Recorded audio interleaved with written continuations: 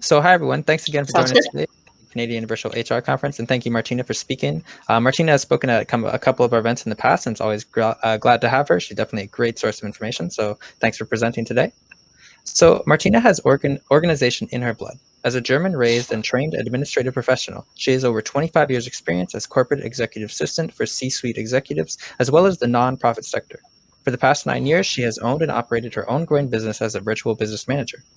By working directly with multiple clients and supporting them in various aspects of business organization, management, and process development, she has honed her skills in focus and productivity for the past year. She has been sharing her proven productivity techniques and strategies within a large audience from all industry sectors through live webinars, interviews, and blogs. Thanks again for your presentation today, and good luck. Thank you for the introduction, Alex. Hi to everybody who is online here already. Hopefully we'll have a few more people joining us from Rachel, who's doing the introduction on the main stage right now. I'm just going to go ahead and share my screen.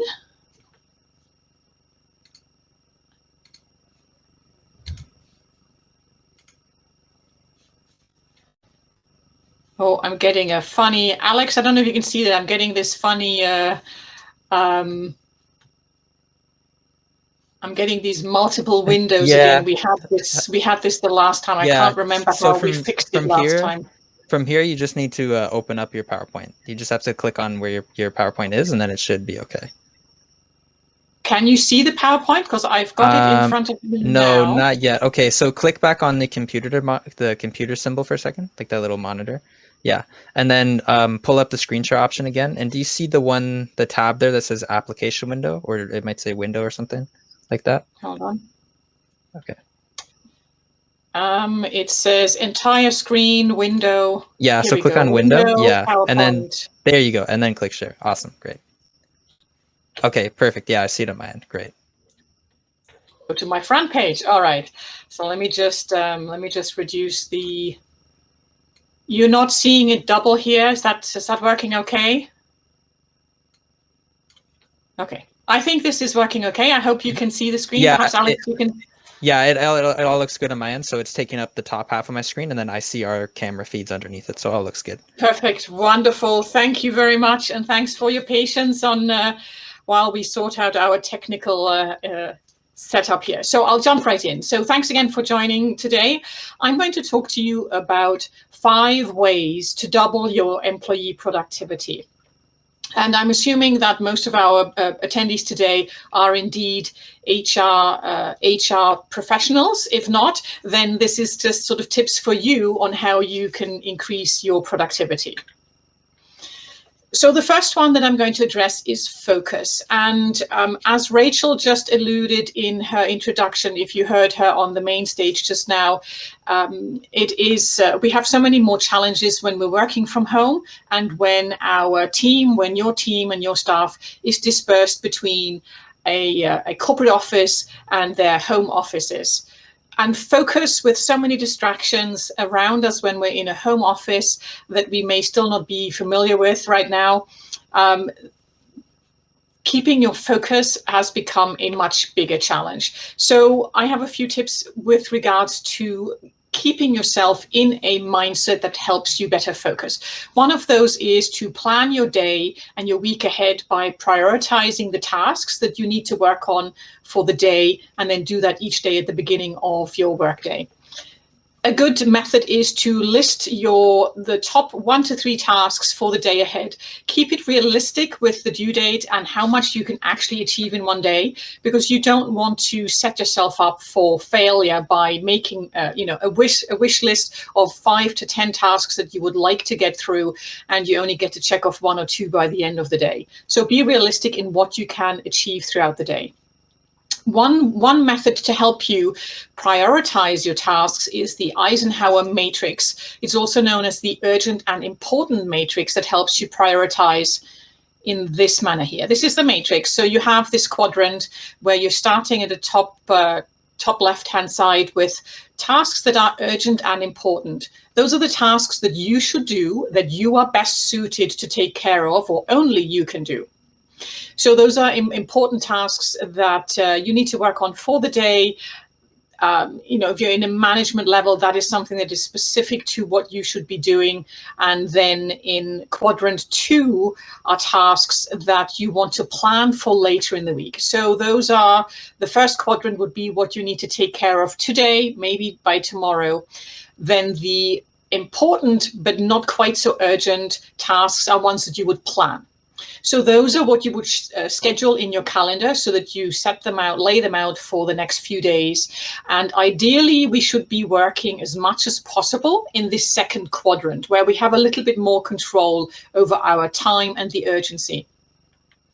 Then the third quadrant are tasks that are a little less important, so you don't necessarily have to do them. You can delegate those to somebody else.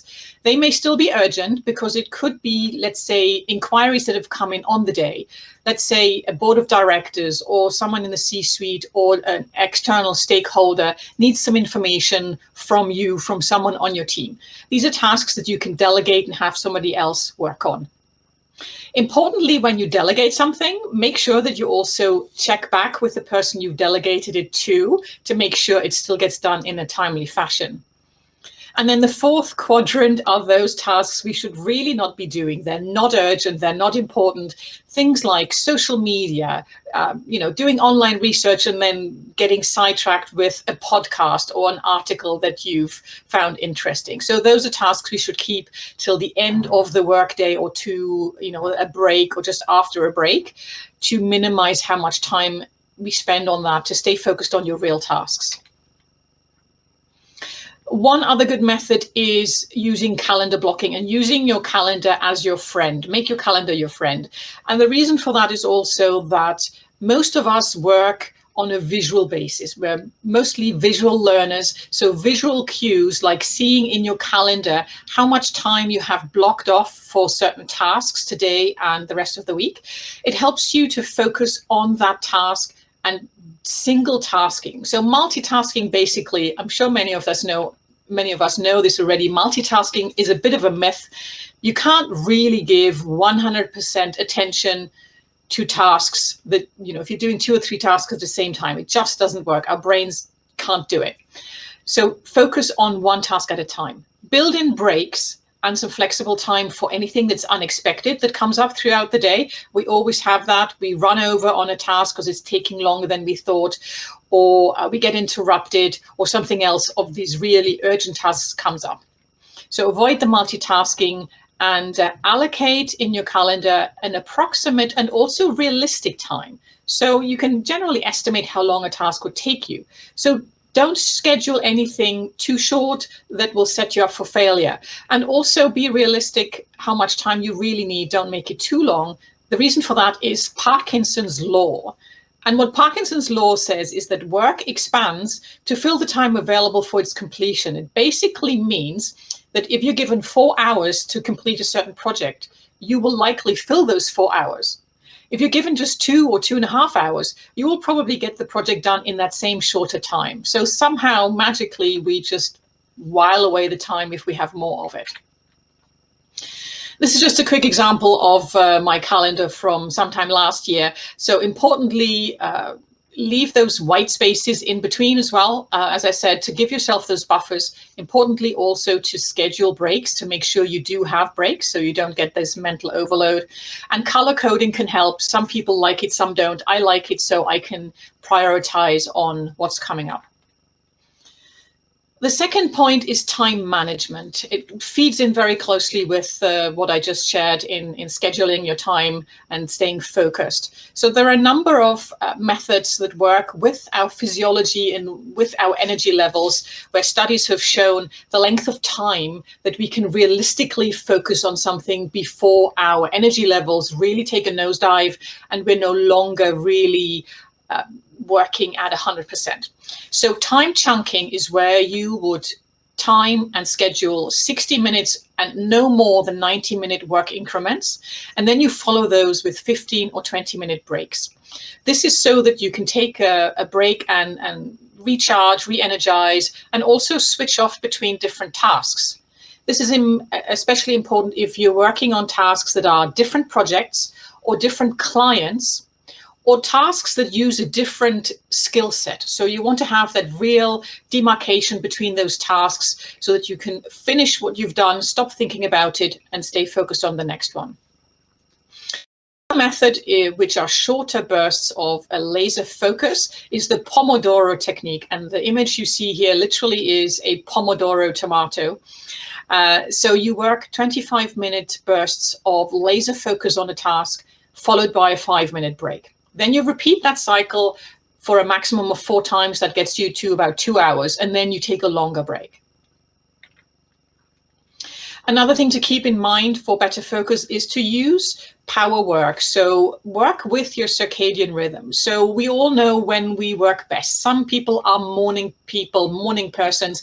Then doing your most important, most focused work in the early morning hours, you'll get the most done. Or if you're someone who's a bit of a late start and you don't get going until midday or afternoon, and that's your best time, then schedule your most important tasks during that time frame so that you get the most out of yourself, essentially. And I mentioned earlier, delegate. So manage your time by managing what you give your staff and your team to work on. Make sure that you use their skills and let them take over some of the tasks that you have on your plate, and then keep them involved as well so they also feel part of the bigger picture. The third one is communication. This is incredibly important now that we have so many people working from different locations, working from their home offices, and going forward when many corporations will return to some kind of a hybrid work model where people come in different shifts, different times of the day, work from different locations. So when you cannot walk by somebody's desk or office and just hand them some paper, or have a casual conversation at the coffee machine, you're losing a lot of that casual conversation, not just the personal, lighter chit chat, but really also project and status updates. So one thing to improve the communication in your team is to avoid email strings. We've all seen it. We have, 5 or 10 people in your team on an email, and then everybody hits reply all, and you get a million emails, and it's hard to keep track of what the status of a project or the conversation actually is. Or someone forgets to do reply all and you miss an entire conversation. So the best way is to keep the team communication online. Have it so that everyone can access this program or app online, where you can have effective team communication. Everyone can see the project status updates, and you can have a dialogue within that platform as well. And then you choose when you have time and the energy to log into that app and contribute to the communication there. It's vital for remote teams to have online communication. And there are many good examples of these team management programs and apps available. Most corporations still prefer Microsoft MS Teams, but there are other programs like Teamwork and Asana and Basecamp that I have used that I like for different reasons. Slack and Monday.com are other examples. If you haven't used one of these platforms before, this is an example of MS Teams. So you can break down, on the left-hand side, you see how you can break it down into teams. That can be teams or departments. It could be split by projects or clients as well. And then you can have a separate channel where you can just have a little bit of casual dialogue, that water cooler chat that we all miss when we're working from home on our own. And then this is another example of Trello, very different layout. You have these boards where you have individual tasks, and then you have let's say a project or client board, and you can easily drag and drop tasks to a completed section. A fourth point here is distractions and how to deal with those. Again, distractions are now come in two different flavors, so to speak. You have the distractions that you would normally get in a shared office environment, someone stopping by your office or desk or cubicle to have a little chat, or maybe there's a conversation going on across the hall that's disturbing you. And when you're working from home, it's a whole different set of distractions. There's the TV, and there's the laundry, and there's the refrigerator with snacks. And then also you might have, other people in your home, children, pets, or other people you share your home with. So it's a little harder to keep those distractions at bay. One thing you can control, well, there are several things that you can control, so be sure to control what you can. Turn off any ringer, any new email notification, anything that will ping or vibrate that will distract you from your work. One study that has been done also is it shows that when we get distracted from something, regardless whether it is an outside source, so somebody or something that breaks our concentration, or it's an internal distraction. Let's say you suddenly remember that you've forgotten to do an important task, you've forgotten to make a phone call or send an email by a certain time, and as you're thinking of that, you're already distracting your train of thought of the piece of work that you're currently working on. So when we get distracted like that, it can take up to 10 minutes, and according to studies, even as long as 15 to 20 minutes until we get back to that point of focus from where we got distracted. So when you're looking at your employee and your team's productivity over a week and a month, multiplied by the number of your team members or employees, that's a huge amount of time that can get lost from distractions and trying to get back into that focus. When you're on your computer, there are things like ad and pop-up blockers, so you can just search a few and see which one works best for you, and then turn those off to avoid those pop-ups when you're doing some legitimate online work.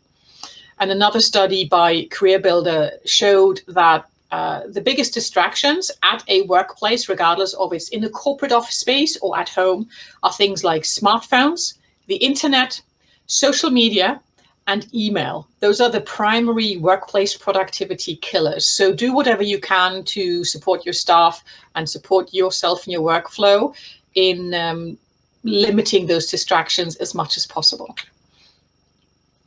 At home, the other distractions, yes, I mentioned it, television, computer games, leave them alone. Even when you're on your lunch break, it's very easy to get sucked in and think you're just going to take a 20-minute break to watch something quickly. And before you know it, 2 hours later, you're still sitting there.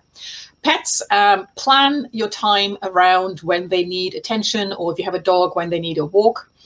With children, it depends very much on the age and the needs of the child or children. If you can, and if they're the right age, you can engage them in helping create signs or flyers or flags outside your workspace or near your workspace to signal to them when they really mustn't or shouldn't disturb you. For example, when you're on a Zoom call and giving a presentation. And then also set playtimes and have breaks when they know they can interact with you during their lunch breaks and after work. Caregiver duties are a challenge as well. I won't go into that. That's a whole different topic. And it really depends on what your childcare duties are and whether you have someone in-house to share them with, or whether you can outsource those and have someone from outside help you. And the last point are boundaries. Very important when you are leading a team, leading employees, and you need to model good behavior. As with all these points that I've just gone through, as a leader, as the manager, you need to always lead by example as well, because your team will then know what to follow. The same goes for boundaries, and it has become a big stress factor and a big challenge for everyone's mental health who is now working from home. There's a blurred line of knowing where exactly does work finish and my private life start, and how to manage that. And I know from many articles that have come up in the last year and a half during the pandemic, there's a lot of worker burnout, because it's very hard when you're working from home to know how and where to set those boundaries. When does work stop and your personal time start? So as a leader, as leadership and HR, you can help define that. So define it as a company, know it and make it clear to your staff what the expectations are from your leaders, from your managers. What are the expected work hours? Will you, or are you going to be checking in on them to see, how many hours they're spending logged into their email or logged into a certain program to try and see what kind of level of productivity they have? It has to be based on a lot of trust. It has to be based on really good leadership. So you as the leader or as HR, you want to create, lead, and then support healthy habits for that work-life balance. However, if you're a larger business, you can also have your IT department set up an email protocol. And I know a larger corporation did this for their staff, and it was hugely successful. So essentially, they set up their server so that emails that were sent after 6 p.m. or between 6 p.m. and 6 a.m., they would not be sent out of your outbox, and they would not arrive in the recipient's inbox within these limitations of the 6 p.m. to 6 a.m. And that helps to dissuade your staff working from home to check their email and to feel pressured, whether it's real pressure or perceived pressure, to feel pressured to reply to an email at 8 o'clock or 10 o'clock at night or 6 o'clock in the morning even. So by implementing a protocol, you're sort of setting those boundaries for your staff to help them help themselves with a better work-life balance. And then also encourage your team that it's okay to ignore, if that is your policy, which I hope, that it is okay for them to ignore emails that come in after 6 or 7 p.m. when they've finished their day's work, and that it's okay to leave that until the next morning and answer then. So that's basically my 5 points. Just a quick recap. We looked at focus, time management, communication, distractions, and boundaries.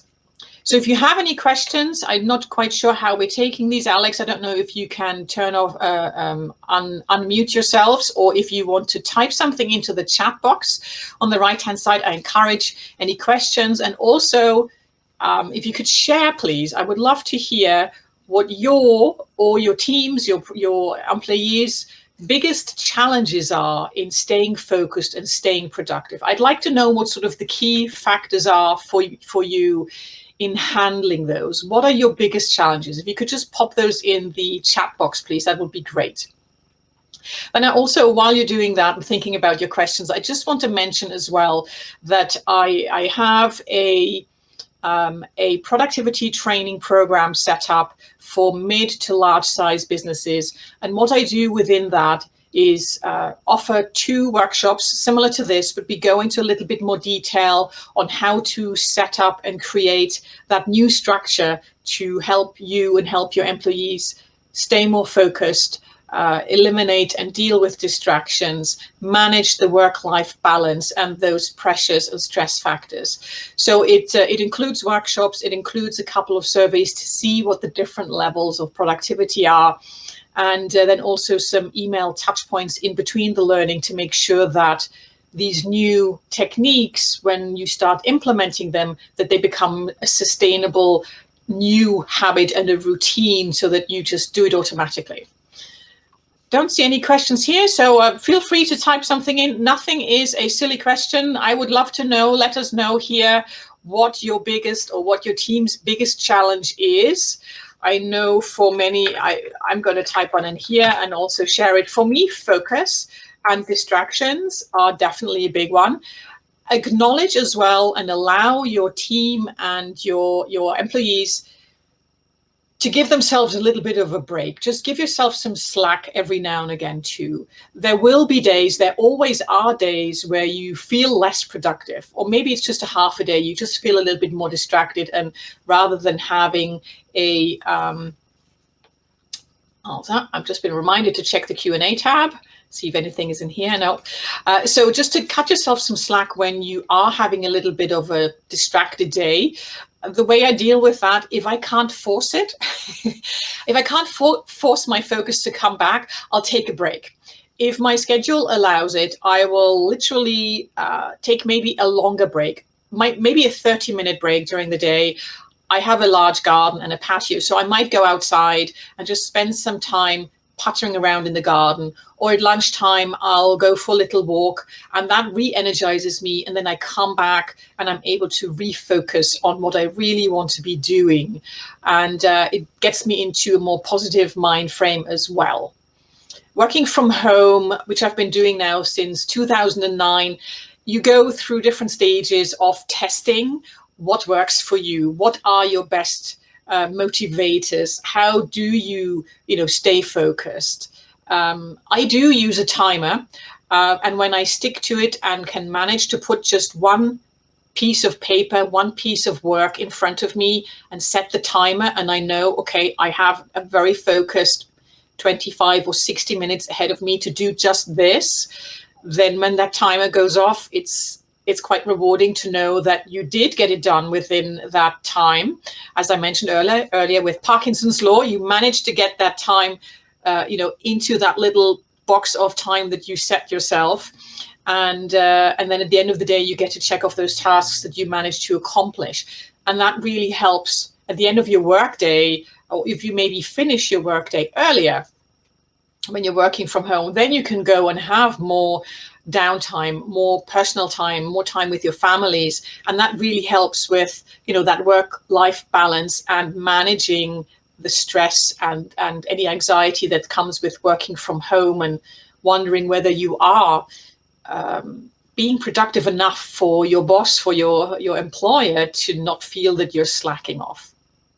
So by all means, please, if you have questions afterwards, reach out to me by email. My information is up on the screen here. It's mrowley@martinarowley.com, and have a look at my website at martinarowley.com.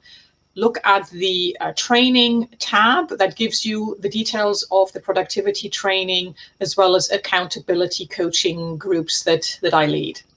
And I believe we should be at the end of my allotted time here. Alex, let me know how we're doing here. Okay, I'm just looking. I think there might be something in the Q&A. Okay, so I have one comment here. Someone saying that time management is a big challenge. I find some days I'm great with managing my time, but on others I'm almost having to force myself to focus on complete tasks. Yes, absolutely. As I mentioned as well, the focus and distractions and staying within your time slots. I'm wondering if the person who made this comment, do you set yourself specific time slots and literally set a timer for you to focus? It's a funny thing when we give ourselves basically a deadline, like an immediate deadline. I have 60 minutes and then this alarm is going to go off, and I work on this task until the alarm goes off. It has a way of, doesn't always work, but it has a way of focusing your mind when you do that, when you know there's a timer waiting to beep and go off at the end of this task. And if you get used to working with that timer, to let it guide you into becoming more focused, that can help. It won't always work, but try it out using the timer and assigning just one single task to a time slot and see how you work with that. So let's see, any other comments here? No, I think that's all. So thank you very much. I'm just going to stop the screen share here. Thanks for joining us. If you have questions afterwards, please reach out. I would love to help guide you through some of these techniques that we talked about today, and hopefully you can implement some of them and make this work better for you. Hi, Martina. I just wanted to jump on and say thanks for your presentation. It's really great. Lots of great information. I did have just one quick question as we finish up. If you could give maybe, one or two key takeaways from your presentation, what would that be? Key takeaways. Mm-hmm. You can do I would say organize. See, I'm a very linear person, so I really do schedule things in my calendar, and I work well with that. So with setting, with blocking off my calendar for a certain amount of time, and really writing in there what task I need to be working on in that time, and then setting myself that timer for, if it's something a bit longer that I know it definitely takes me 45 minutes, then maybe I'll set the timer for 45 minutes, not for the shorter 25. And when I have that, just that very set time and just one task in front of me, I find that helps keep me focused on that one task, and then I'm more likely to be successful in completing it. So I'd say in line with the scheduling and time management, it's organize your tasks. Know what you need to be working on, and just line them up and work one after the other without getting distracted on the other 2 or 3 things that you know are down the road that you still need to do. All right. Awesome. Thanks for sharing. Well, yeah, thanks again for your presentation. It's great to have you as always. And there is a recording available. So if you'd like a copy, or anyone watching would like a copy, certainly feel free to reach out to myself or Martina. We can provide that to you. But thanks again. It was a really great presentation. Beautiful. Thank you very much, Alex. Goodbye, Thanks. everybody. Thanks for joining the session, and enjoy the rest of the conference. Thanks. Bye. Bye.